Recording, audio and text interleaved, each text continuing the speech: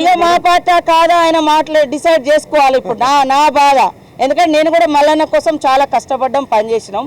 పార్టీలో మాట్లాడాలనుకున్నప్పుడు పార్టీ లైన్లో ఉండాలి. లేదా మీకు డౌట్స్ ఉంటే ఇది ఎట్లా చేసినామని ఆయనను కూడా 2-3 మీటింగ్లో పిలిచినాం. నేనే కదా పంచాయతీరాజ్ శాఖ మినిస్టర్గా ఉన్నప్పుడు కూడా ఉండిగా ఆయనను కూడా 2-3 మీటింగ్లకు వచ్చిండు.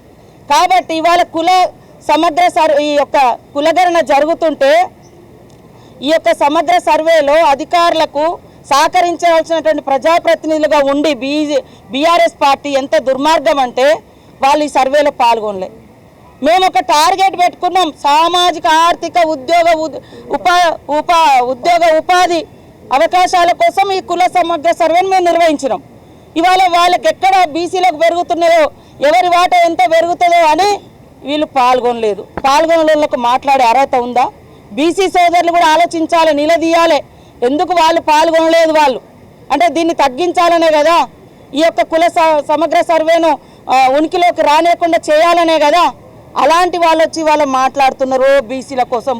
బీసీ సోదరులు అంతకుముందే మాట్లాడారు, తోడేళ్ళు వచ్చి గొర్రెలను కాపాడుతామంటే ఎవరైనా గొర్రెలు నమ్ముతాయా? నేను గొర్రెనే కావచ్చు, కానీ నాకంటూ ఒకటి ఉన్నది. కానీ తోడేళ్ళ మీద డిపెండ్ అయి బతికే అంత దారుణమైన పరిస్థితి ఈ రాష్ట్రంలో ఏ వర్గాలకు లేదు. మా జాజల సీనన్న కూడా అంటాడు, మేము తోడేళ్ళని నమ్ముతామా అమ్మ, మేము గొర్రెలమే కావచ్చు కానీ తోడేళ్ళని నమ్మని. ఇవాళ బీఆర్ఎస్ లీడర్లు ఇవాళ నీతులు మాట్లాడుతున్నారు. మీ ఇంట్లో ఒక పీసీసీ ఒక సెక్రటరీ అంటే ప్రెసిడెంట్గా ఉన్నారు, సీఎంగా ఉన్నారు, కనీసం వర్కింగ్ ప్రెసిడెంట్ కూడా గతి లేదు. బీసీలకు ఎందుకు ఇవ్వలేదు మీరు వర్కింగ్ ప్రెసిడెంట్? 20 ఏళ్లలో కనీసం 20 ఏళ్లలో బీసీ లీడర్లు ఎవరు ఎదిగితే వాళ్ళని తొక్కి పడేసిర్రు. ఆల నరేందర్ లాంటి వాళ్ళని గెంటి పడేసిర్రు, విజయశాంతి వాళ్ళని నెట్టి పడేసిర్రు. మీ కుటుంబాన్ని మాత్రం మంచిగా నడుపుకున్నారు. మీకు మాట్లాడే అర్హత ఉందా? వాళ్ళు వెనుక ఎట్లా పోయి నిలబడుతుర్రో మా బీసీ సోదరులు కూడా ఆలోచించాలి. 10 ఏళ్ళల్లో మరి బీసీలకు బడ్జెట్ ఏమి ఇచ్చిర్రు? ఇవాళ నీతులు మాట్లాడుతారు కదా, బడ్జెట్ కేటాయింపులు కూడా లేవు. వాళ్ళు వెనుక ఉండే 5-10 మందో ఇవాళ నేను అంటా ఉన్నా. తలసాని శ్రీనివాస్ యాదవ్ గారు మాట్లాడండి, ఓకే సంతోషం. అయ్యా మరి మీరెందుకు కుల సమగ్ర సర్వేలో పాల్గొనలేదు? ఏం తప్పు ఉంది మాది? ఏం తప్పు రాసినాం? ఓకే నీకు ఇష్టం అంటే నీ కులాన్ని కూడా నువ్వు ఎక్కించుకోలేకపోయినా ఇలాంటి వాళ్ళు ఎంతమంది ఎక్కించుకోలేదు? మరి ఇలాంటి ఆయన ఎక్కించుకోలేదు, పద్మారావు ఎక్కించుకోలేదు బీసీల నుంచి. ఇక అందరు మిగతా అప్పర్ క్యాస్ట్ వాళ్ళు ఎక్కించుకోలేదు, బీసీల నుంచి వీళ్ళిద్దరు ఎక్కించుకోలేదు.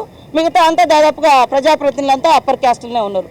వాళ్ళకంటే మన మీద ద్వేషం ఉందనుకో, మరి మీరెందుకు ఎక్కించుకోలేదా? ఇట్లా మిమ్మల్ని ఫాలో అయ్యి కూడా మరి వేలల్లో ఎవరైనా తగ్గిపోయారేమో, దానికి కూడా మీరే కారణం. ఒకవేళ 1%, 2% ఎవరైనా ఎక్కించుకోకుంటే. తలసాని శ్రీనివాస్ యాదవ్ ఒక కాన్స్టిట్యున్సీకి ఎమ్మెల్యే, మరి ఆయన ఫాలోవర్స్ అంతా నెక్కియాలి కదా. అరే మన కులం ఎంతో మనం చూపించుకోవాలి, రాయించుకోండి అని చెప్పాలి కదా. చెప్పకుండా ఇవాళ వచ్చి సన్నాయి నొక్కులు నొక్కితే ఎట్లనే? కాబట్టి ఇది ఒక కుట్రపూరితంగా ఇది మంచిగా పోయింది వాస్తవానికి బీసీలది.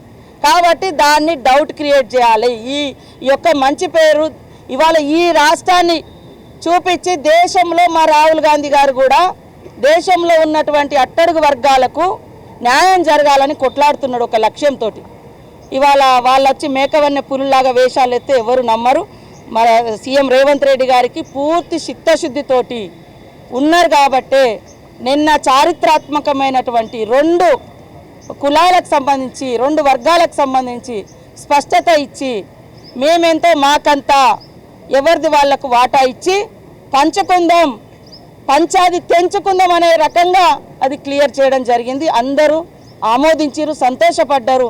కానీ ఈ సంతోషపడ్డ ప్రజల యొక్క సంతోషాన్ని చూసి ఓర్వలేక దీన్ని ఆపించాలనే కుట్రతోటే ఈ కులగణన తక్కువ చేసి చూపించారు, ఒప్పో చేసి చూపించారు అని చెప్తున్నారు. అదెవరైనా పాల్గొనకుంటే బీఆర్ఎస్ బీజేపీ ఇంకెవరో పాల్గొనకుంటే వాళ్ళు పాల్గొనకపోవచ్చు. అయినా కూడా మా వాళ్ళు మళ్ళీ ఫోన్లల్లా అయ్యా నువ్వు ఎందుకు పాల్గొనలేదంటే కొంతమంది మాకు ఇష్టం లేదని చెప్తున్నారంట.